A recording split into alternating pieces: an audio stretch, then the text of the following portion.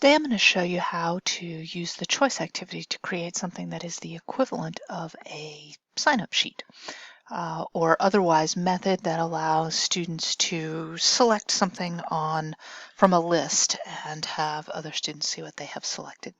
So I'm going to go to Add an Activity or Resource, and I'm going to choose the Choice option and then go Add.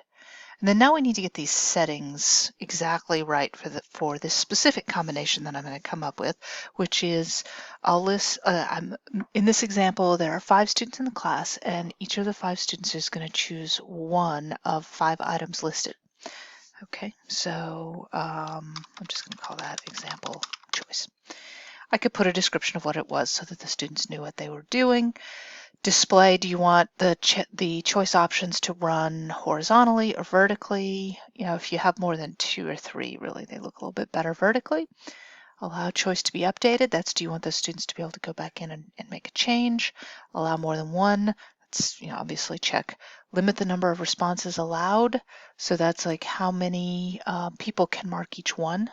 So if you only want one person to check each one, and then I'm going to come through and I'm going to say, apples, oranges, say, what are you going to bring to the fruit party? Bananas, grapes, and dragon fruit. There we go. All right, and then make sure that these limits are set to 1 apiece.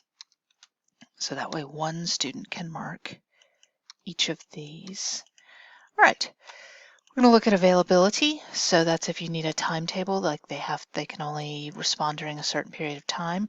Results, okay, so we want to always show results to students. This is if you want students to be able to see, that. And then you'll change this to show names and choices. So this is if you're setting up a choice activity in which the whole purpose of it is that students are picking something and know what each other has picked. You can ignore this part, you can ignore that, you can ignore all that.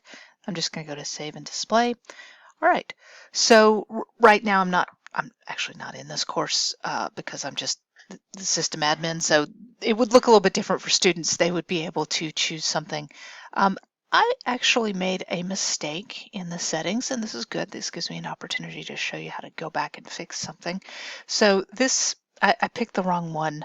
I need the responses to go the other direction because this is okay, but if you had 20 of them, they really need to go up and down. So I just come back to Edit Settings, and I got this wrong. I got this swapped wrong. I need it that way. Even though intuitively I would think I would set it to vertically. It didn't change it, which is a little unusual. Oh, I'm talking to myself while I'm remembering how this works. I'm not a student, so therefore I'm seeing this like the instructor would, which is going to be different than the students do. So actually, I'm going to go back now.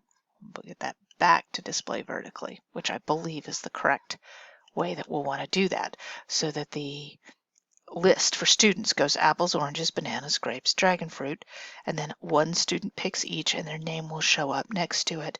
And the students will see a table that will look a little bit different than this that allows them to see who has selected both. So that is how you use the choice activity to create a very particular type of sign-up sheet.